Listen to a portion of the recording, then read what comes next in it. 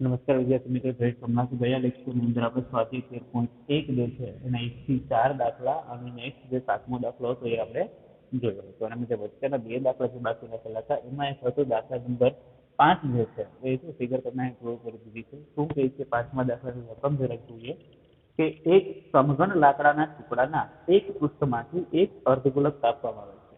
સમઘન લાકડાનું એક બોક્સ છે તેની અંદર એક પૃષ્ઠમાંથી એક અર્ધગોલક જે છે આવી રીતે ઉપરથી કટ કરી દેવામાં આવે છે.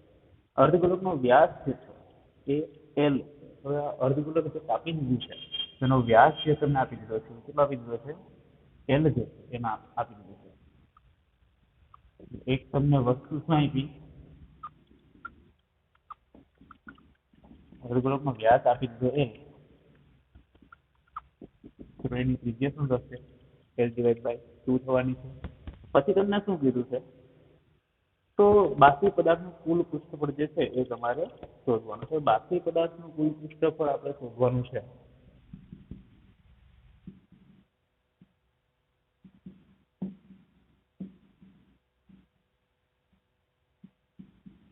બાકી પદાર્થનું પૃષ્ઠફળ એટલે શું છે? પેલા એક તો આખું સમઘન છે એટલે સમઘનનું પૃષ્ઠફળ આખું પદાર્થ જે છે એટલે એક આવશે અહીંયા સમઘનનું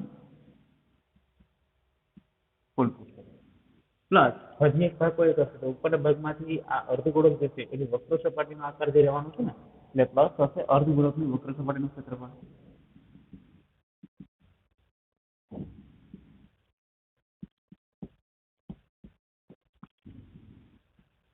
અને અર્ધગોલકની વક્ર સપાટી રહેશે પણ ઉપરનો અર્ધગોળક પકાઈ જશે એટલે આ ભાગ આખો પોલો થઈ જવાનો છે. એટલે અર્ધગોલકનો આ જે મથાળું જે છે એનો જે પાયો જે છે એનું ક્ષેત્રફળ જે છે આપણે બાદ કરી દઈશું. અહીંયા આવશે અર્ધગોલકના પાયાનું ક્ષેત્રફળ જે છે એ બાદ કરવું પડશે.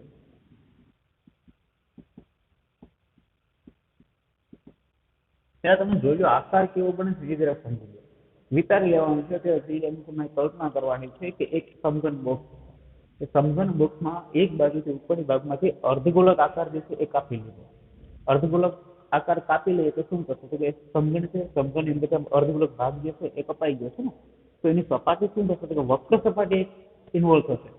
ઉપરનો ભાગ કપાઈ ગયો એટલે વક્ર સપાટી જે ઇન્વોલ્વ થાય અર્ધગોલક એટલે ઉપરનું જે મથાળું જે છે એ ભાગ તેની અંદર આવવાનું છે નહીં. એટલે કઈ આવશે તો કે એક તો સમઘન કુલ પૃષ્ઠફળ, એ કુલ પૃષ્ઠફળની અંદર ફરી પાછું અર્ધગોલકની વક્ર સપાટી જે છે એ એડ થવાની છે અને અર્ધગોલકના પાયાનું ક્ષેત્રફળ જે ઉપરનો જે આ ભાગ જે છે એ ભાગ તેની અંદર શું થઈ જવાનું છે, બાદ થઈ જવાનું છે. તો હવે આની સૂત્રોની બધાના સૂત્રો જોઈ લઈએ તો સમઘનનું કુલ પૃષ્ઠફળ એટલે 6 એનો સ્ક્વેર 6a એની જગ્યાએ બાજુનું માપ અહીંયા તમને શું આપી દીધું છે બધાના L જ માપ આપી દીધા છે બરોબર. સમઘન લાકડાના ટુકડાનું બાજુનું માપ જે છે એ L આપી દીધા છે. અહીં લખવું તો લખી શકાય.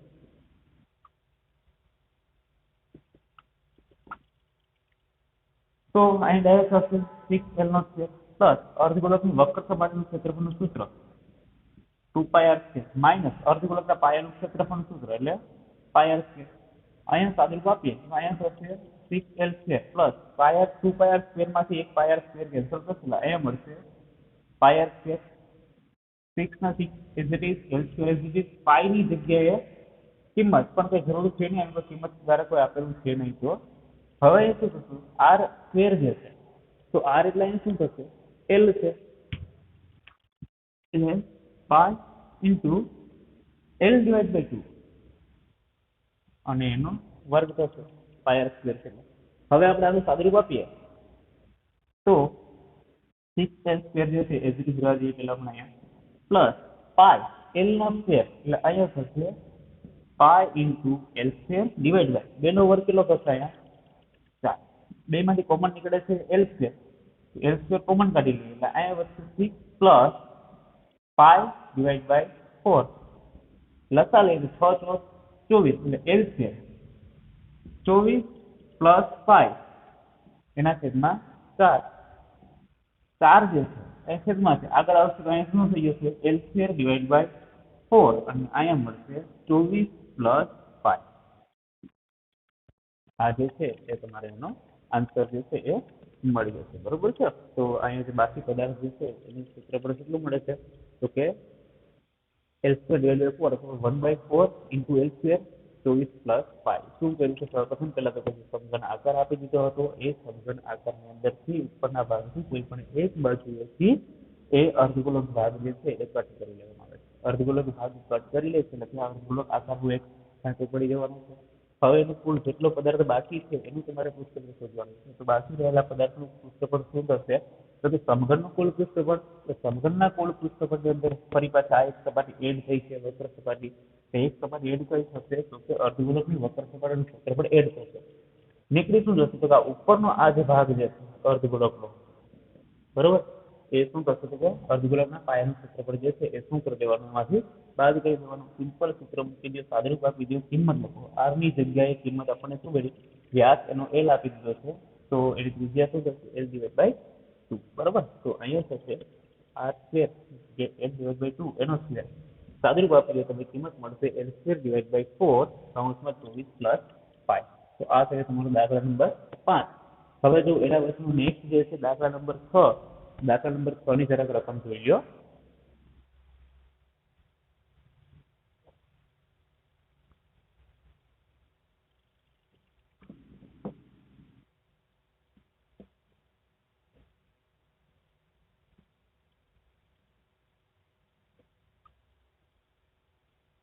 તો દાખલા નંબર 6 દવાની કેપ્સ્યુલનો આકાર નળાકારની બંને બાજુએ અર્ધગોળક આકારે હોય તે રીતના છે. જો આકૃતિ તેની અંદર આપી દીધો છે.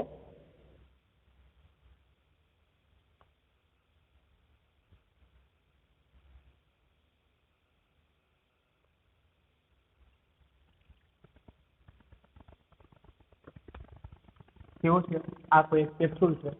કેપ્સ્યુલની અંદર શું કીધું છે?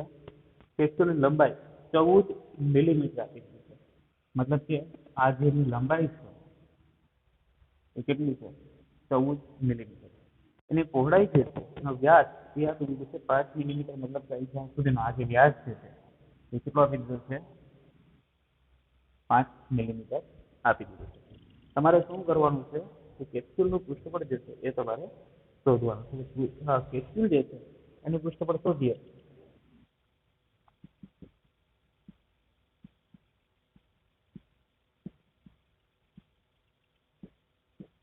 કેપ્સ્યુલના પૃષ્ઠફળની અંદર શું થશે? કેપ્સ્યુલના પૃષ્ઠફળની અંદર એક ભાગ નળાકાર જેવો હશે, બરોબર છે.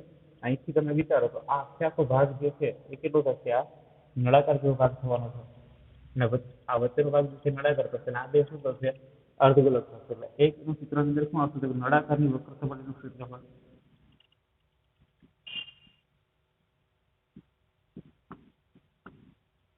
પ્લસ કેટલા ભાગ છે? એક અર્ધગોલક અહીંયા છે, એ જ માપનું અર્ધગોલક અહીંયા છે, એટલે એ થશે 2 ગુણ્યા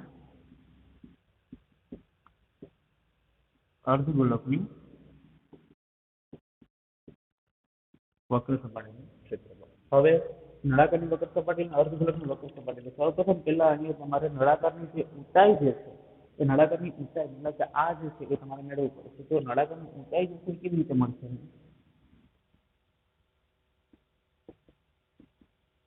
તો નળાકારની ઊંચાઈ જે છે એમાંથી ટોટલ પહેલા તો 14 મિલીમીટરના આખું નળાકાર છે. 14 મિલીમીટરની અંદર 5 મિલીમીટરનો વ્યાસ, બરોબર.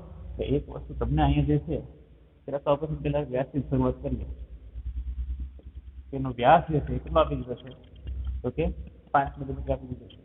5 મિલીમીટર વ્યાસ છે તો એની ત્રિજ્યા શું થશે? તો કે 5/2 મિલીમીટર. હવે અહીંયા જે છે એ 5/2 મિલીમીટર આટલું અંતર થશે કે નહીં? તો એવી રીતના અહીંથી આ અંતર જે છે એ પણ કેટલું હશે? 5/2 મિલીમીટર. ટોટલ નળાકારની ઊંચાઈ કેટલી છે? સોરી, આખો જે કેપ્સ્યુલ જે છે એની ઊંચાઈ કેટલી છે? 14 મિલીમીટર. 14 મિલીમીટરમાંથી આ બંને ભાગનું બાદ કરી દઈશું એટલે તમને અહીંયા નળાકારની જે ઊંચાઈ જે છે એ મળી જશે. તો માટે આપણે હવે શું મેળવીએ? તો કે નળાકારની ઊંચાઈ એ કેપ્સ્યુલની કુલ ઊંચાઈ કેટલી છે? 14 મિલીમીટર. 14 મિલીમીટરમાંથી બાદ શું કરશે? એટલે 5/2 વખત છે તો અહીં લખી દઈશું 2 બાદ કરી 2 2 કેટલા? 14 માંથી 5 જશે એટલે અહીંયા થશે 9 મિલીમીટર. તો અહીંયા નળાકાર જે છે એની ઊંચાઈ મતલબ કે અહીંથી અહીંયા સુધીનું માપ શું મળ્યું તમને? અહીંયા 9 મિલીમીટર મળી ગયું, બરોબર. તો હવે જોઈએ સૂત્રોની અંદર કયા કયા સ્ટ્રેટેજી ઘટે છે. તો નળાકારની વક્ર સપાટીનું ક્ષેત્રફળનું સૂત્ર 2πr પ્લસ 2 ગુણ્યા અર્ધગોલકનું વક્ર સપાટીનું ક્ષેત્રફળ ટુ પાય આર બધામાંથી કોમન નીકળશે ટુ પાય આર કોમન નીકળી જશે અહીંયા વધશે 8 પ્લસ 1 2 નીકળી એટલે 2 અને આટલું વધશે કિંમત મૂકી દો 2 ના 2 રીતે પાયની જગ્યાએ 22/7 આર ની જગ્યાએ 5/2 એ મળી ગયું 9 મિલીમીટર 2 અને આર ની જગ્યાએ 5/2 સાદુરૂપ આપો 2 2 કેન્સલ થશે અહીંયા પણ 2 2 કેન્સલ 9 + 5 22/7 અને ગુણ્યા 5 9 + 5 એટલે કેટલા થશે 14 ખેલ ગણો 7 દુ 14 5 દુ 10 10 ગુણ્યા 22 લાઈન થશે 220 મિલીમીટર છે બરાબર તો આ તમને આન્સર જે છે એ કેપ્સ્યુલો મળે છે એ આન્સર કેટલો મળે છે 220 મિલીમીટર છે શું કરી શકો કે તમને દાખલા નંબર વ્યવસ્થિત સમજી લો બીજું કોઈ તમારે આડું પત્રી કે લાંબી રીતે જવાની જરૂર છે નહીં ખાલી ઇન્ટોટ સમજી લો કે તમને કેપ્સ્યુલ જે આપી દીધી છે એ કેપ્સ્યુલ છે કેપ્સ્યુલ આકાર કેવો છે તો કે વચ્ચેથી નળાકાર છે અને બંને બાજુ કેવા છે અર્ધગોળ કેપ્સ્યુલનું કુલ પૃષ્ઠફળ શોધવું છે એટલે નળાકારની વક્ર સપાટીનું ક્ષેત્રફળ એક આવશે અને બંને બાજુ જે અર્ધગોળક છે અર્ધગોળકનું વક્ર સપાટીનું ક્ષેત્રફળ આવશે કેટલા અર્ધગોળક છે એવા 2 છે અહીંયા આવશે 2 ગુણ્યા અર્ધગોળકનું વક્ર સપાટીનું ક્ષેત્રફળ એટલે બંને અર્ધગોળકનું વક્ર સપાટીના ક્ષેત્રફળ ઇક્વલ થઈ જાય નળાકારની વક્ર સપાટીનું ક્ષેત્રફળનું સૂત્ર 2πrx પ્લસ અર્ધગોળકનું વક્ર સપાટીનું ક્ષેત્રફળ 2πr² એટલે r ની જરૂર પડશે તમને અહીં વ્યાસ આપી દીધો 5 મિલીમીટર તો ત્રિજ્યા શું મળશે 5/2 મિલીમીટર અહીંયા h ની કિંમત મળશે મતલબ કે નળાકારની ઊંચાઈ શોધવાની છે નળાકારની ઊંચાઈ મતલબ કે આટલું માપ જે છે એ તમારે મેળવવાનું છે તો એમાં કેવી રીતે મળશે કે કુલ ઊંચાઈ કેટલી છે તો કે કુલ લંબાઈ જે છે એ 14 મિલીમીટર છે 14 મિલીમીટરમાંથી આ અર્ધગોળકની ત્રિજ્યા જેટલી લેવી ઊંચાઈ થશે જેટલી ત્રિજ્યા છે એ બાદ કરવી પડશે એ જ રીતના આ ભાગ જે અર્ધગોળક છે એની ત્રિજ્યા પણ બાદ કરવી પડશે આની ત્રિજ્યા 5/2 આની ત્રિજ્યા પણ 5/2 તો ટોટલ ઊંચાઈ 14 માંથી 2 ગુણ્યા 5/2 થી આપણે બાદ કરીએ 5/2 એટલે 2.5 અને આ 2.5 એટલે 18 ને વધી 5 14 માંથી 5 જશે એટલે કેટલા થશે 9 મિલીમીટર તો આની જેમને જે ઊંચાઈ જે છે એ કેટલી મળી જાય 9 મિલીમીટર ની ઊંચાઈ મળી ગઈ કિંમત મૂકી દો બધાની અંદર સાદરી આપી દો તમને એનો આન્સર મળી જશે 220 મિલીમીટર સ્ક્વેર તો આ છે તમારો દાખલા નંબર 6 હવે જોઈએ નેક્સ્ટ એના પછીનો દાખલા નંબર 8 જે છે 7નો દાખલો આપણે ગઈકાલે જોઈ લીધેલો હતો હવે દાખલા નંબર 8 ની રકમ જરાક જુઓ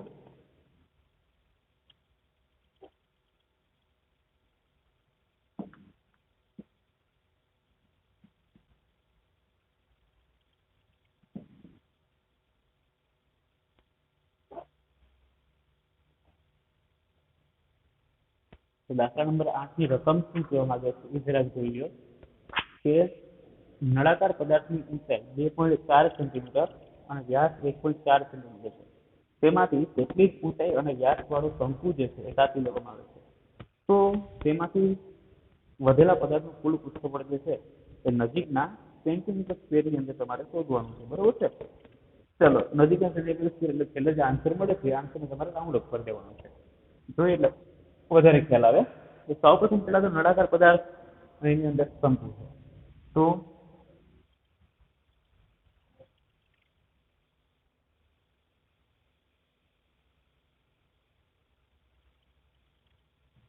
એક નળાકાર ભાગ એટલા જ વ્યાસવાળો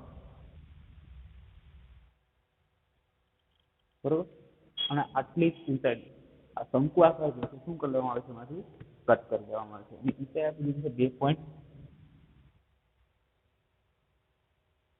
2.4 સેન્ટીમીટર એનો વ્યાસ આપી દીધો છે તમને 1.4 સેન્ટીમીટર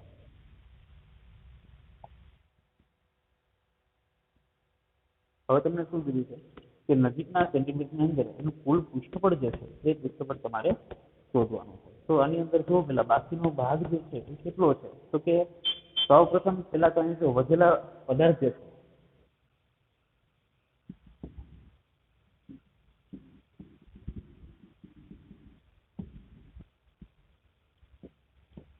બાકીના ભાગનું પૃષ્ઠફળ બાકીનો ભાગ પેલા તો એક જો નળાકાર જે છે નળાકારની વક્ર સપાટી આખી વધવાની છે બરોબર છે વક્ર સપાટી ચારે બાજુ એમાં તળિયું કે મથાળું આવવાનું છે નહીં એટલે એક આવશે નળાકારની વક્ર સપાટીનું ક્ષેત્રફળ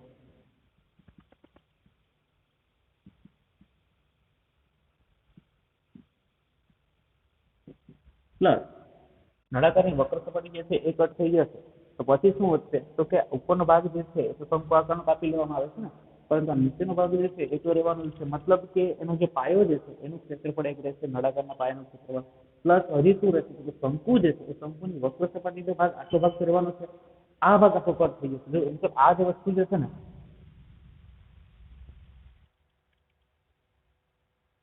આ ડોટ લાઈન વાળું જે છે એ ભાગ આટલો કટ થઈ જશે, પરંતુ આ સપાટી જે નળાકારની પેલા આખી સપાટી હતી હવે સપાટી ક્યાંથી વળી ગઈ, અહીંથી નીચે તરફ વળે છે, ફરી પાછી અહીંથી ઉપરની તરફ વળે છે. એટલે આ સપાટી તો આપણે અંદર ગણતરીમાં લેવાની છે. નળાકારની વક્ર સપાટીનું ક્ષેત્રફળ જે સોરી જે શંકુની વક્ર સપાટીનું ક્ષેત્રફળ જે છે એ એક ઇન્વોલ્વ થશે, અને બીજું એક થશે કે નળાકારનો પાયો જે છે એનું ક્ષેત્રફળ જે છે એ પ્લસ થવાનું છે. એટલે અહીં આવશે નળાકારના પાયાનું ક્ષેત્રફળ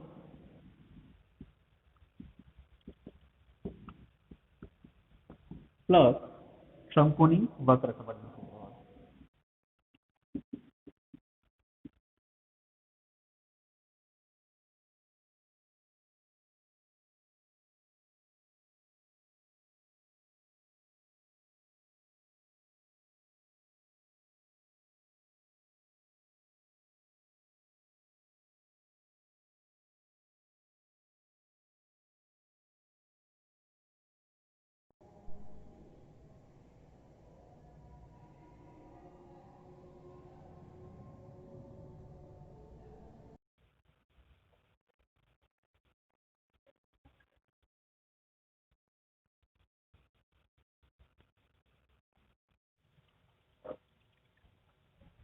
તો શંકુની વક્ર સપાટીનું ક્ષેત્રફળ સૂત્ર આની અંદર મૂકી દીધું. નળાકારની વક્ર સપાટીનું ક્ષેત્રફળ 2πr નળાકારના પાયાનું ક્ષેત્રફળ, તો πr સ્ક્વેર પ્લસ શંકુની વક્ર સપાટીનું ક્ષેત્રફળ એટલે πr બરોબર છે. આ બધા સૂત્રોમાં મૂકી દીધા. હવે એની અંદર જો પાઈની કિંમત તમને મૂકવાની કીધી છે દાખલાની અંદર, તો પાઈની કિંમત તમને આની અંદર મૂકવાની કીધેલી છે નહીં. તો સૌપ્રથમ પહેલા તો જેટલા કોમન નીકળે છે પદ બધા કોમન કાઢી લઈએ. તો બધામાં એક તો પાઈ છે, એવી રીતના આર છે, પાઈ આર કોમન નીકળી જશે અહીંયા વધશે 2a, પાઈ આર કોમન નીકળી જશે અહીંયા આર વધશે, પાઈ આર કોમન નીકળી જશે અહીંયા l છે. હવે તમારે શું શોધવાનું છે તો સૌપ્રથમ આ પાઈની જગ્યાએ કિંમત આપણી પાસે છે કઈ છે 22/7 આર એની ત્રિજ્યા જે છે આપણી પાસે છે, એનો વ્યાસ આપી દીધો છે 1.4 સેન્ટીમીટર. તો એની ત્રિજ્યા શું થશે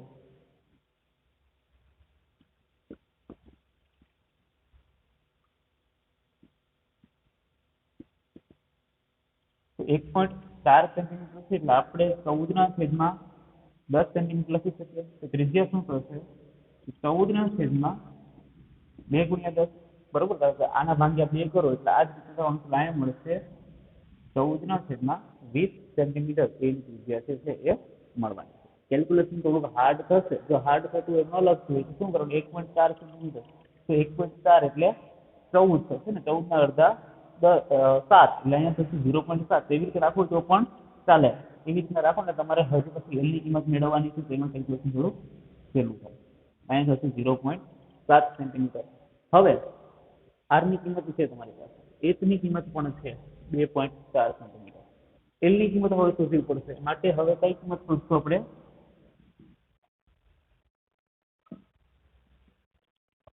તો કે જે ત્રાંસી ઊંચાઈ છે ત્રાંસી ઊંચાઈની કિંમત શોધવાની છે. એટલે એલ સ્ક્વેર બરાબર R square plus H square. R ની કિંમત 0.7 એનો વર્ગ, એચ એટલે 2.4 એનો વર્ગ, 0.7 જે છે એનો વર્ગ કરશો એટલે એ તમને આન્સર મળશે 0.49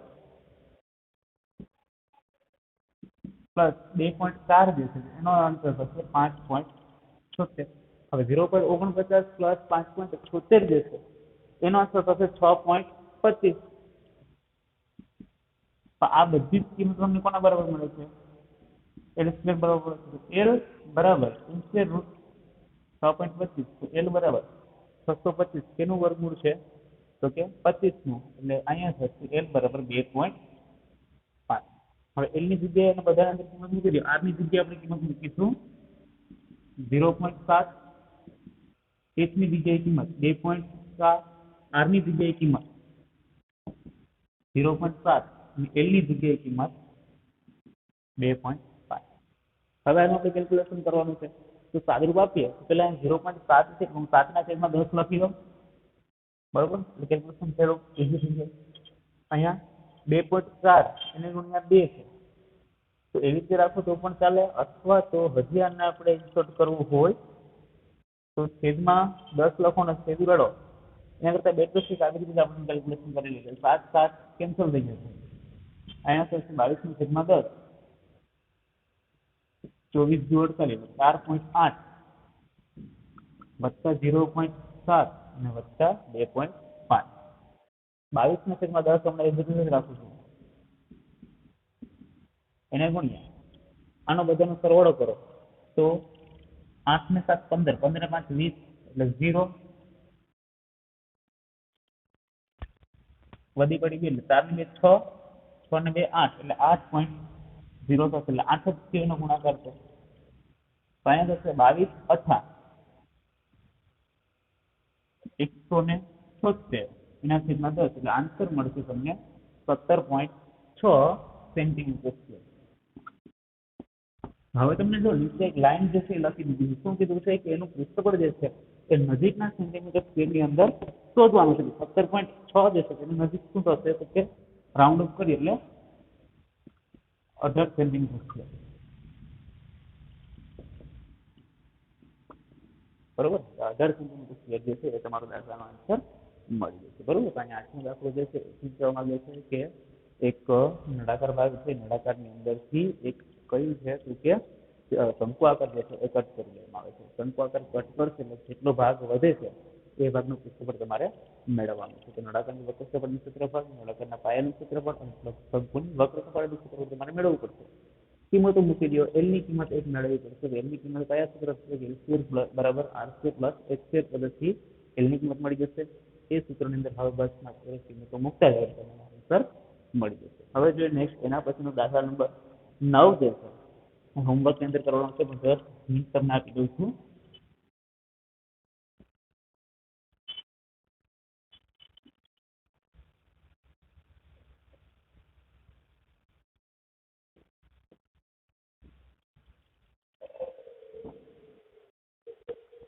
જો દાખલા નંબર 9 જે છે એની આકૃતિ તમને કઈ આ મુજબની આપી દીધી છે, બરોબર છે? અને એની અંદર તમને શું કીધું? આપેલા આકૃતિમાં દર્શાવેલું લાકડાના નળાકારમાંથી બંને બાજુથી અર્ધગોલક જે છે એ ભાગ કાઢી લેવામાં આવે છે. તો 100 પીસ બનાવ્યો છે. તો નળાકારની ઊંચાઈ 10 સેન્ટીમીટર, મતલબ કે નળાકાર જે છે એની ઊંચાઈ આપી દીધી છે 10 સેન્ટીમીટર.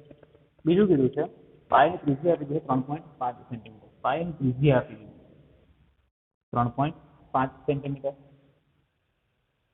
તો 100 પીસનું તમારે પૃષ્ઠફળ શોધવાનું છે. 100 પીસનું પૃષ્ઠફળ શોધીએ તો સાવ ઈઝી છે. 100 પીસનું પૃષ્ઠફળની અંદર શું થશે તો કે એક નળાકારની વક્ર સપાટીનું ક્ષેત્રફળ અને પ્લસ 2 અર્ધગોલક એટલે 2 ગુણ્યા અર્ધગોલકની વક્ર સપાટીનું ક્ષેત્રફળ. તો આની અંદર બસ માત્ર હવે કિંમતો મૂકી દો તો નળાકારની વક્ર સપાટીનું ક્ષેત્રફળ તો છે જ આપણી પાસે કયું છે 2πr² અને 2 ગુણ્યા અર્ધગોલકની વક્ર સપાટી એટલે 2 ગુણ્યા 2πr².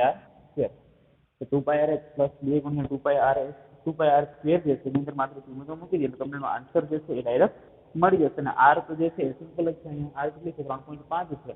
3.5 જ મૂકી દો અને કેલ્ક્યુલેશન કરો તો પણ ચાલે, અથવા તો 3.5 ને આપણે પૂર્ણાંકની અંદર તો 7/2 બરોબર, 7 કારણ કે 2 કરશું 3.5 મળી જશે. સિમ્પલ ખાલી કિંમત મૂકી દેવાની છે અને ડાયરેક્ટ તમને આન્સર મળી જશે. આ બંને અંદર કોમન શું નીકળશે?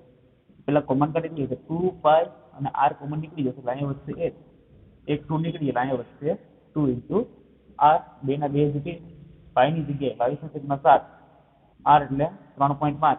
h ની જગ્યાએ કિંમત તમને આપી દીધી છે 10 સેન્ટીમીટર અને 2 ગુણ્યા 3.5.